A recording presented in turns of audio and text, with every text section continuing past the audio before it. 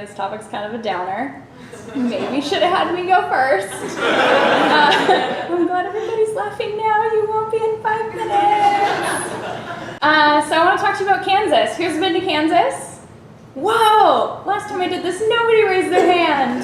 It was in Canada last time, though, so, you know, something different. They don't like it when you make jokes about their money, just FYI. So, there's this farm in Kansas, not this actual farm, but like, you know, a farm. Kind of looks like this, I imagine. Lots of foxtails to get stuck in your dog's paws, and then be on antibiotics for 3 weeks in a cone. No big deal. Anyways. So this farm is owned by Joyce Taylor. She's owned it, it's been in her family for generations. And she's about a mile away from her nearest neighbor, so pretty isolated. But the largest town where she goes grocery shopping, you know, the hospital, is about 12,000 miles away. So this is isolated. This is like middle America. This is quote unquote real America. That's what we're talking about here. So the farm's pretty quiet. He got no neighbors, but about 15 years ago, total and utter chaos descended on this farm. They were getting raided by police, there were SWAT teams, they were getting police officers coming to look for suicidal or homicidal people who claimed to be living there. They were looking for kidnapped children, and at one point they even came looking for a bomb. They also got random packages mailed to their house, and then one day drove down their several miles long driveway to the main road and found a toilet. Just a toilet, not like a porta potty, but like a ceramic toilet that you like have in your house, like heavy, like multiple people had to be real pissed to put this toilet here. And they were befuddled, they had no idea. But because this is a small town and they're part of a small municipality, you know, they talk to their sheriff and they're like, look, we have no idea what's going on, can you please like help? And so local law enforcement actually did a good thing, and they were like, hey, if you get, you know, some addresses that look like this house and there's somebody who's being kidnapped there, it's probably not real. Just like check with us first and we'll go out there with you. No need to bring the full SWAT team. It's really not necessary. And so, you know, for 15 years, they had to go through law enforcement for nearly everything. And it was a nightmare for them. They had no idea why. And it turned out the reason why this was happening was a fun thing called IP mapping, and a company called MaxMind. And so it turns out this is the middle of the United States, the exact middle. Do you know what the GPS coordinates for Joyce Taylor's farm are? A slightly prettier number. So as a human, you look at this number and you're like, fuck Liz, that's a lot of 3s. I can't remember that, why isn't it rounded up? Math. So the kind folks at MaxMind, some lovely person in the product department, inevitably the product department, says, let's make this more human readable. And so just to catch you up on what IP mapping does, there are several different ways you can pinpoint the location from your IP address. Sometimes it's hardwired, sometimes it's based on where you're pinging. There's all this garbage that I'm sure my lovely friend Alice can tell you about that I don't understand. But basically, if they can't identify your IP address location, they pick the closest point. And so oftentimes that's just country. They can't get any closer than United States of the fucking America. And so this is your assigned location, this default address, which is 2 hours away from the actual middle of the United States. And that 2 hours away is actually Joyce Taylor's driveway. So it's her house, it's her address. So now the entire world knows this is where she lives, which is kind of scary. But, so anybody want to venture a guess? What percentage of the IP addresses in the United States are defaulted to this location? Just a percentage?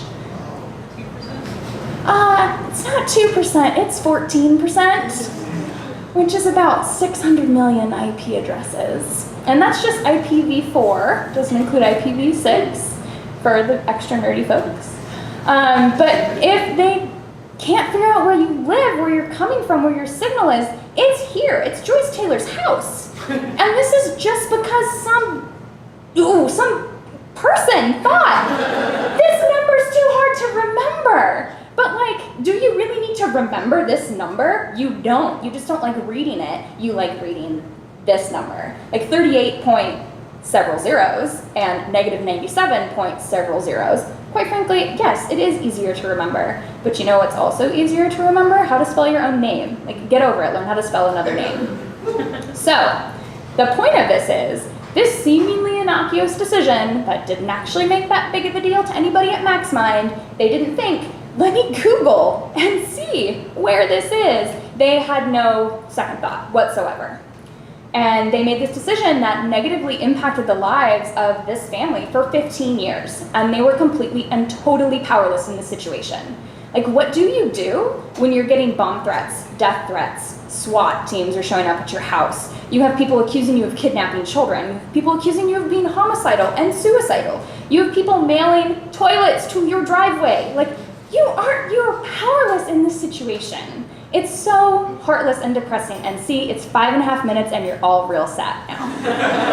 On point. So like the real point here is nobody thought to think any further than what a number looked like on a screen.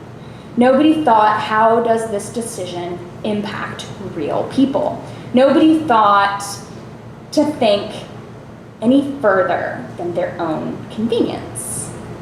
And so for MaxMind to tell people this is the default location of the United States IP address, and they can rattle it off over a phone in a sales pitch, cool, wonderful, that's delightful. Nobody thought about it. They only found out about this because a reporter dug into it and figured this out. Like, a reporter spent 6 months researching this phenomenon at the Taylor farm and figured out that it was MaxMind, and MaxMind was like, well, shit, we didn't know. We just picked a number. Like, that was their actual response. And they felt bad, sure, because, you know, good PR, you gotta feel bad. But anyways, MaxMind isn't a startup. MaxMind is a pretty big, profitable company. It's one of the biggest companies to do IP mapping in the United States. And so, like, it's kind of a big deal. But we kind of have this problem in startups as well. And I like to play this game where I recast startups as blockbuster movies. It's so good. And if you can guess the original movie, you're probably really good at movies. And also, I picked things that I knew, and I'm not a movie nerd. So I'm not sure how many of you are familiar with Blue Apron's numerous Department of, I believe it's Labor or Safety, something like that, in California violations. They've actually received more violations for sanitary food conditions, or rather unsanitary food conditions, and unsafe labor conditions than any other company in the state of California's history. And they're a public company, you can buy their stock for money. But see, nobody knows about this because nobody gives a shit about the minimum wage workers packaging their meals that are like shipped to them for this convenient price with all this recyclable and compostable packaging. Nobody cares that they have had multiple bomb threats from employees that are so upset about their jobs, they come to work and threaten their colleagues' lives. Like, this is stark and terrible. It's pretty bad. And yet they are still a company because as consumers, we're like, this is convenient, this is great, this is cool. And the people at Blue Apron are like, this is great profit margins. They're not thinking about how this is impacting their coworkers. Coworkers are people too. A slightly less known company, Theranos, I believe is no longer a company. It might still be a barely company. Was founded on an idea from someone who did not have an educational background in the field that they wanted to pursue. Is this sounding familiar to you? So the CEO of Theranos, she thought that there must be a better way to test blood for disease, illness, diabetes, all those kinds of things. And she dropped out of, I believe it was Harvard. I believe she was pursuing a degree in some sort of biology pre-med situation and started a company.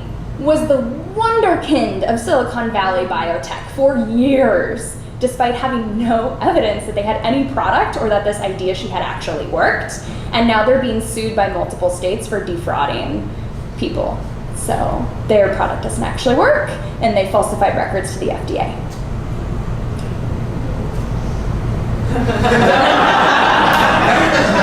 I struggled really hard to find a good movie title for Uber.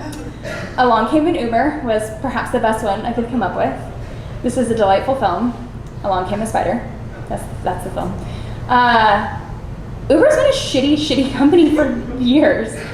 But the thing is, convenience has won out. But when you have engineers who are told to make God view so that people at Uber can track their ex-girlfriends and celebrities as they take Uber rides around the city of San Francisco, you start to wonder, what were those engineers thinking? Did they not think that they were responsible for the thing that they were producing? Did the people at Theranos who were falsifying the records to the FDA not think they were responsible for stealing a lot of money from VC people who probably deserve the money to be stolen anyways? But also defrauded innocent consumers, which is the important part here. Do you think they felt responsible?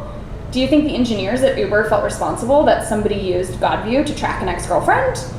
Do you think that the engineers at Uber feel responsible for literally any of the other 500 things that have happened to this company in its history? Like, everything that you do in your job, if you make a product that's used by people, has real world consequences. And it's hard to think about that. Like, I make stuff for other engineers. I make fancy charts and clicky buttons and, links and tools, and there's avatars, and it's great. But if I fuck that up, it still has real world consequences. It can cost tons of extra money. It can expose private information. There are very, very tangible consequences, including prison. This is new. New as in August 25th, as in several days ago. That whole diesel thing that happened with Volkswagen defrauding consumers because someone in product thought it was a good idea to lie about diesel emissions and create a system in the cars that would actually falsify the results in diesel emissions tests. An engineer got prison time. And he collaborated with the government to turn in more people, but the federal judge was like, nope, fuck that. You get way more prison and a $200,000 fine. The federal government recommended like 3 months in prison and a $20,000 fine to an engineer who's worked at Volkswagen for 15 years and makes $350,000 a year. The federal judge was like, no bro, how about 20 months and $200,000? So, do you really think this engineer, when he wrote that software, built that platform, whether he be a civil, mechanical, or, well, not civil, I guess, but whether he be a mechanical, electrical, or software engineer, do you think he thought he would individually be held responsible for the fraud that his company was perpetuating against consumers? I try to say that in a peppy voice to make it less depressing. But I guarantee you, he thought Volkswagen was going to stand by him. And like, do you think they're going to pay that $200,000 fine for him? Probably not. And I'm sure he threw a bunch of other people under the bus, as, deals with the federal government go. But do you want to go to jail for the code that you write because you're not brave enough to stand up for a bad decision? Like, could you imagine being an engineer at Uber and being told to build GodView and saying no? Yes, you absolutely would be fired. But would you be willing to go to jail for having built it?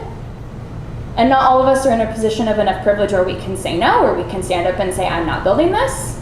I think this is terrible. I think this is risky. I think this is dangerous. I think it's bad for the environment in this one earth that we have that we can habitate. Because like Kara, no matter how many sci-fi fantasy novels I read, I don't believe we're going to live on another planet in my lifetime.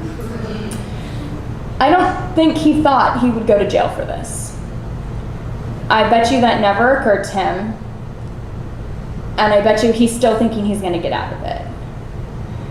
But like, if you're working with someone's location and you expose it to the wrong person, what if you violate a privacy law? What if that violation of a privacy law has grave physical consequences for someone? What if you, as an individual, as one software engineer, because you wrote the code, your manager, your product manager, your CEO, your VP, your whoever the fuck told you to write, are you willing to go to jail because that person told you to do your job? Heavy questions. Heavy topic. I'm sorry about that. But really what it boils down to is, what we do is really, really, really cool and also really, really, really dangerous. We have a lot of power, and like the dude in Spider-Man says, use it responsibly, great power, Somebody here knows the quote. There's a quote. I've only seen the movie like once. I think Milo in the back knows it. Really, all I wanted to tell you was don't fuck it up. Maybe think. There we go. maybe think. And if you don't feel like you can stand up, maybe ask your coworker if they can. And if your coworker doesn't feel like they can, maybe all of you can together, because you could be a tiny union. So don't fuck it up. Make beautiful, wonderful, bold things that make people's lives better, and eat some donuts.